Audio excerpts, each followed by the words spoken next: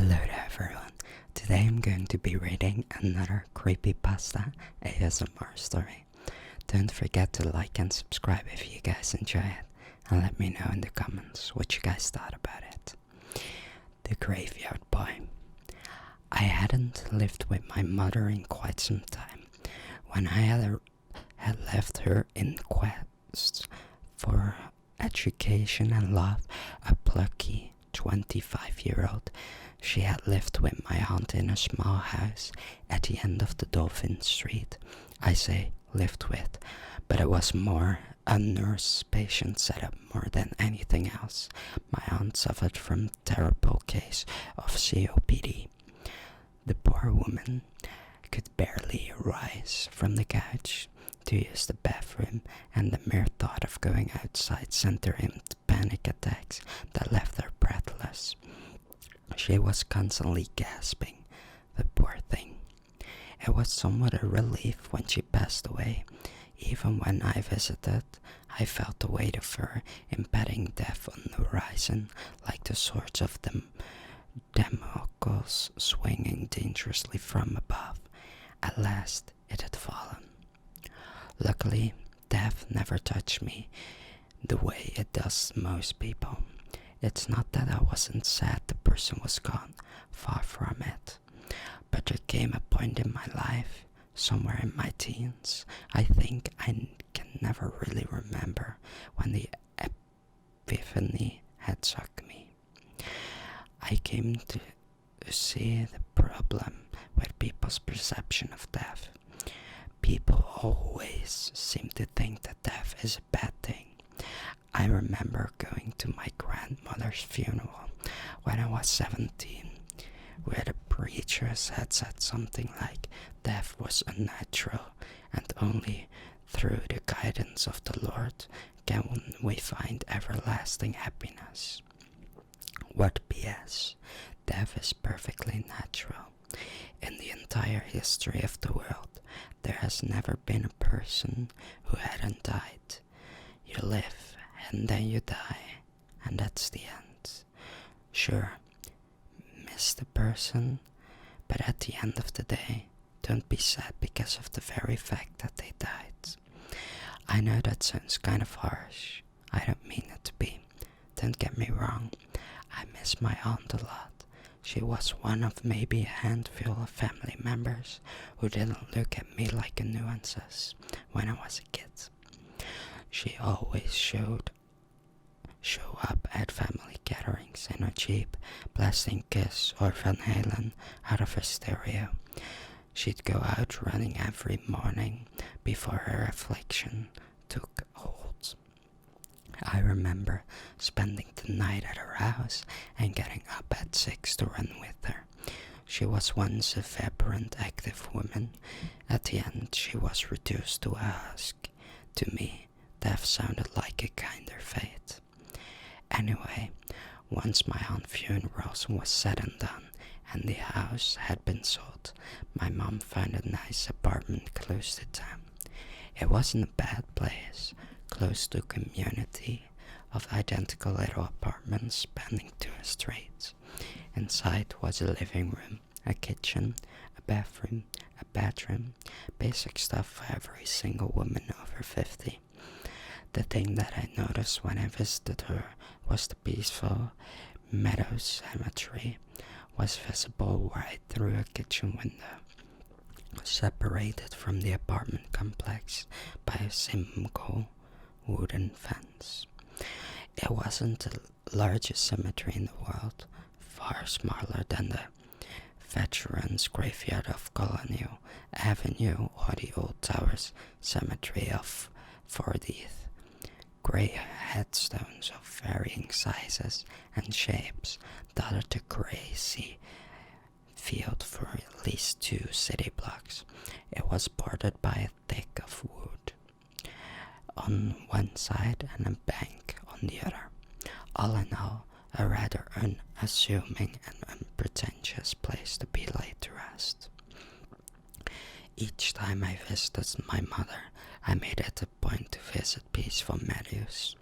The first time I walked over, I noticed that even though highway the cemetery's front entrance.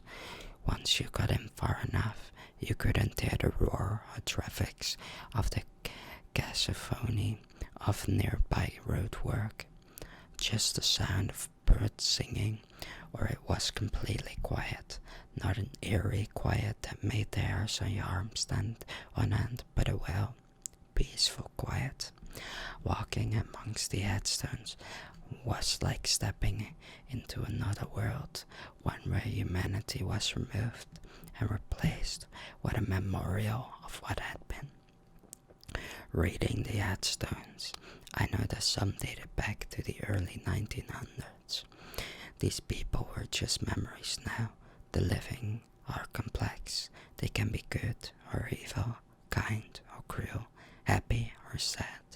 They are a whirlwind of wants and needs and goals and yearnings. They always have something to say about one and another, usually bad in my experience. It's different with the dead. They've thrown away all those earthly wants and needs and found true peace. No one dares to speak ill of the dead. A little hypocrisy, in my opinion. It's those things I would think as I wander, brushing dirt and leaves off the face of weathered gravestones, running my fingers in the edges of the names and dates etched into the surface. I take a book hid there and read aloud beside the grave of a toddler. I always imagined they hadn't had very many bedtime stories. It might be silly, since the child couldn't hear the stories, let alone understand it, even if it was alive. But it still felt like a comforting thing to do. I even found my aunt buried there between my grandmother and my great-grandparents. After spending a few months visiting my mother at their new apartment and the graveyard out back, I grew an attachment to the residence. I'd made a habit of saying hello to Edna, 1924 to 1981, on the way in, the first gravestone I walked past, on my way to peaceful Meadow proper. Read a little bit of Harry Potter to Timmy, 1997 to 2000, the toddler I mentioned earlier. His headstone came with a resin photo of a little boy with messy black hair and green eyes that reminded me of the titular character, and then usually finished my trip by wiping off the headstones of my family members, leaving flowers whenever I had money to do so.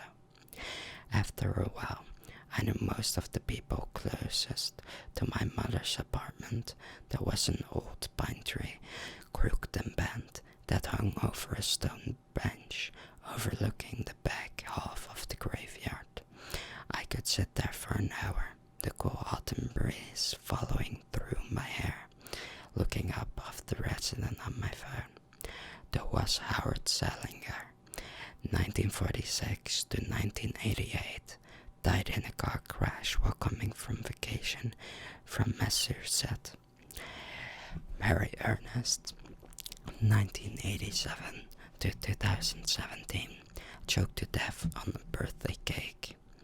Jonathan Ellis, 1904 to 1978, died of congestive heart failure.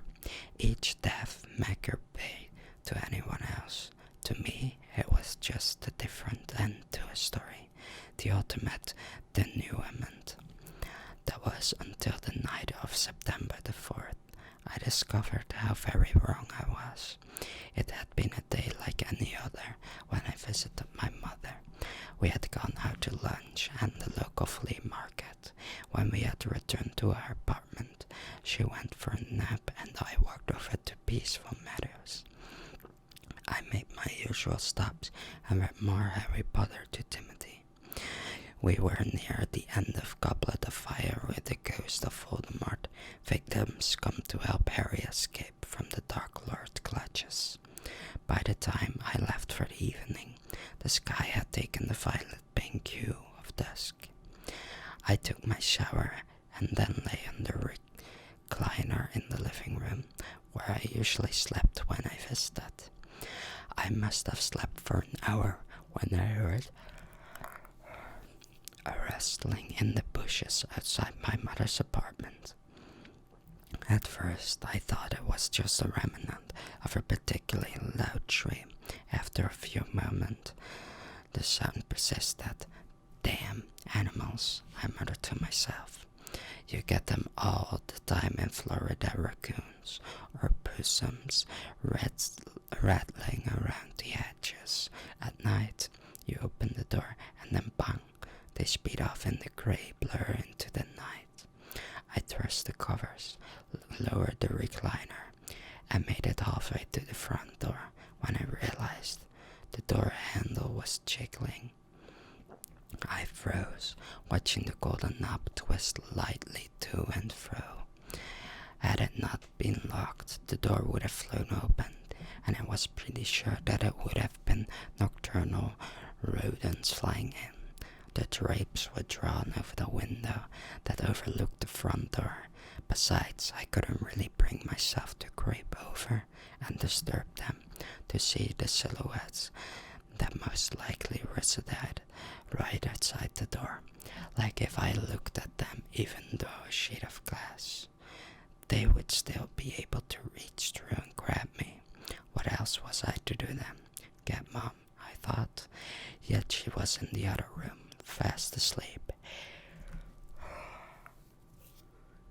If I left the door for even a moment, turned my back on it, then the doorknob would break. Don't be stupid, I told myself. The doorknob rattled harder. The sound felt like a slap across my face. I sprang forward, grabbed the switch beside the door, and flipped it. The outside light flickered on, hurried whispers from the other side, then the handle stopped. I stood there, my hand still on the light switch. I sighed, feeling the beginning of a warm sweat up my brow. The thought of waking my mother still crosses my mind, maybe even calling the police. I took a few steps forward toward her bedroom, but then stopped. I was being stupid, probably just some kids from a neighborhood over probably playing a prank, or maybe the lush from across the street got her apartment mixed up with my mother's again. Didn't Mom say something like that happened a couple of weeks ago, where she woke up to get a glass of water and found the lush, Janet or Juliet or something beginning with a J, trying to unlock my mother's door with her keys? I chuckled, feeling the weight of my own stupidity fall on my shoulders. I shut off the front light and crawled back under the covers on the recliner.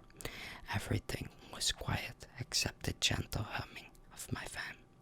Though I kept tossing and turning, my mind kept going back and forth. Maybe I should wake up Mom and tell her. Tell her what? That her drunk tried to unlock her door again? What if it wasn't her? What if someone was trying to break in? Why would they want to break in? The last question was reasonable enough. My family would never be considered anywhere in the ballpark of having money.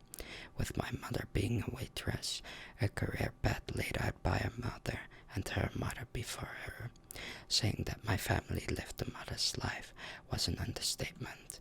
The apartment complex followed that same aesthetic with an unadorned white exteriors and neatly combed edges.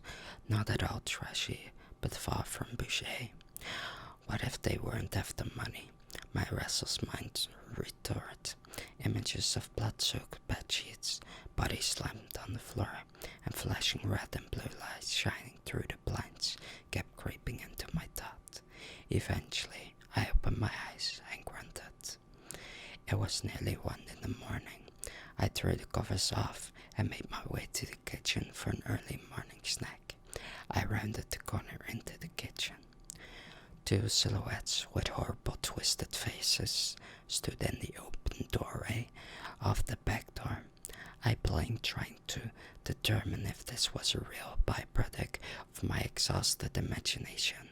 Yet no matter how many times I wiped my eyes, they remained there in my blurry visions. They were black from head to toe, black turtleneck, black jeans, black shoes.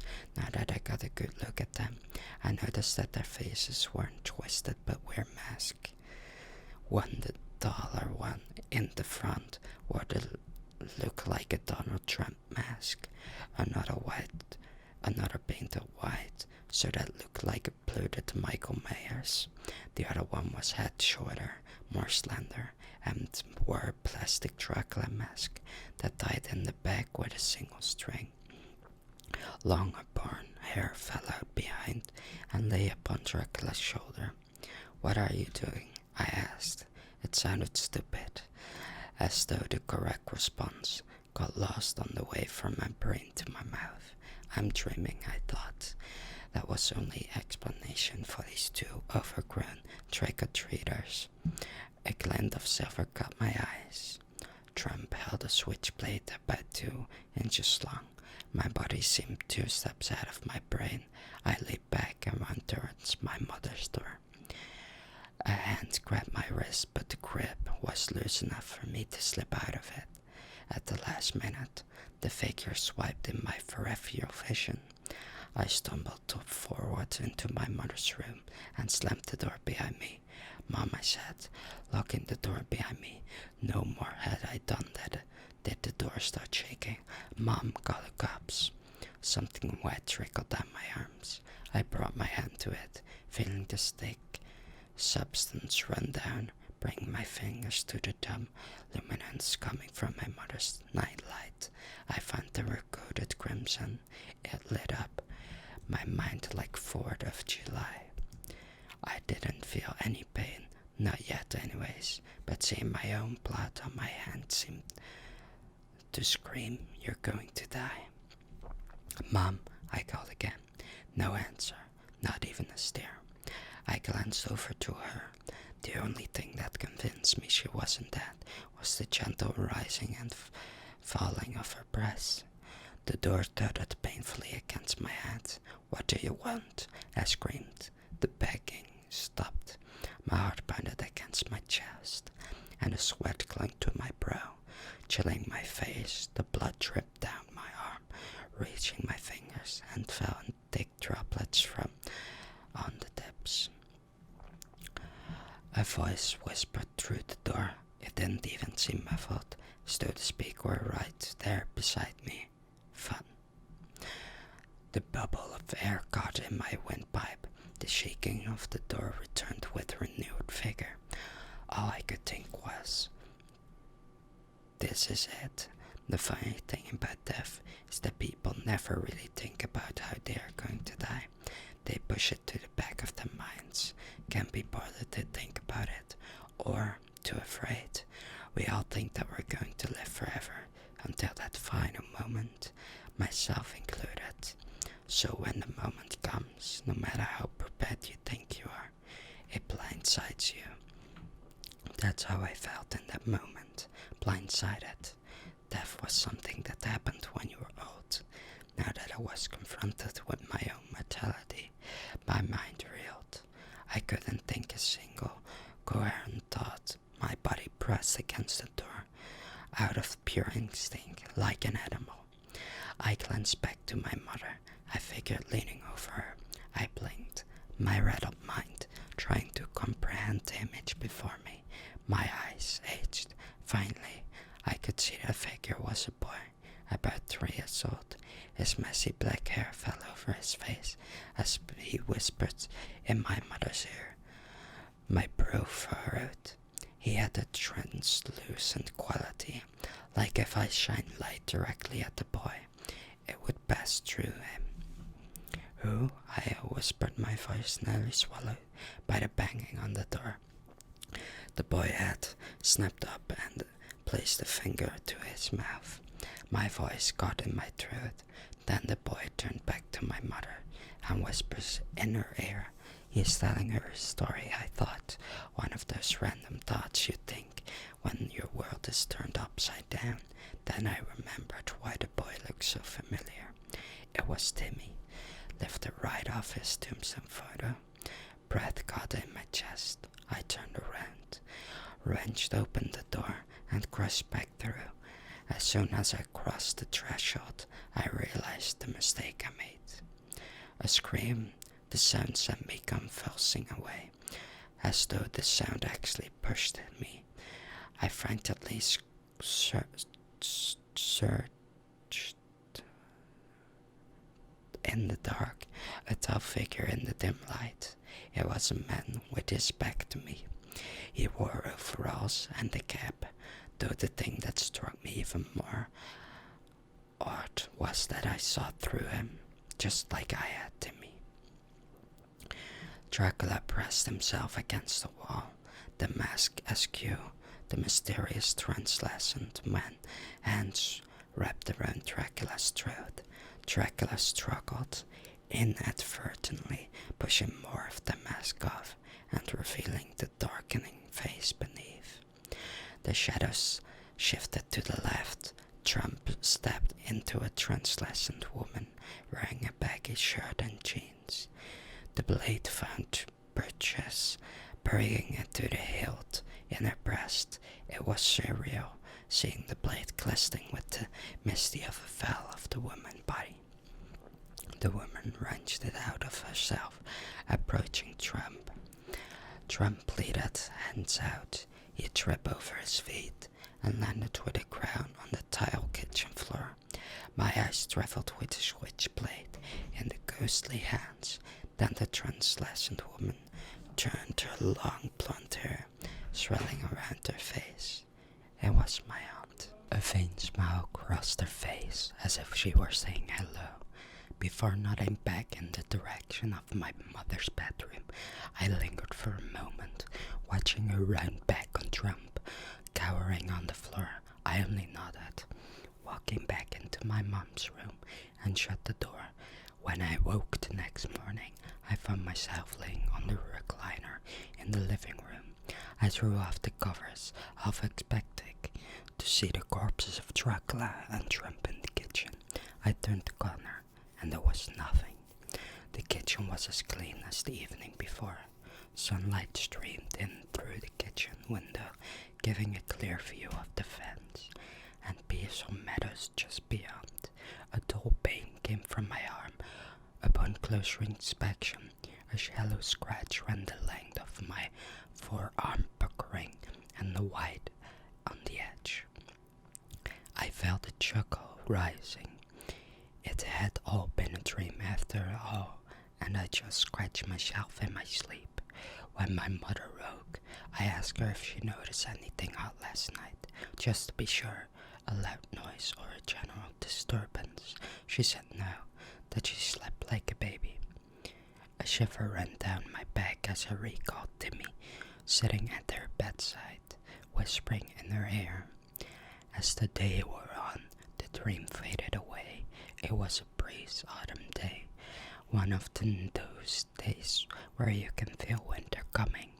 After my mother and I went out to lunch, we returned to our house, and I made a daily trip to Pleasant Meadows. I took in a deep breath, letting in the chilling air and feeling the sun warm my skin.